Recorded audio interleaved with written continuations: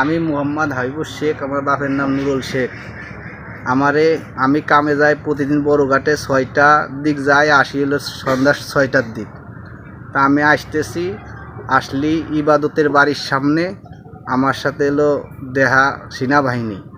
তা আমি বইতে এক সাইডে দাঁড়ায় রয়েছি, দাঁড়ায় থাকলি ওখানে আমারে ফুলজান দেখাই দিয়েছে যে এটা তারিকুলির বড় ভাই।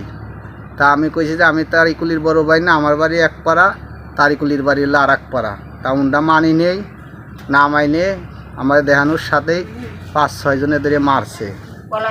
একজন কলার দাসে, একজন হাত দাসে, আর 4 জনে বাইরে হয়েছে। হাত দেখাবো কোথায় মারছে? কোথায়?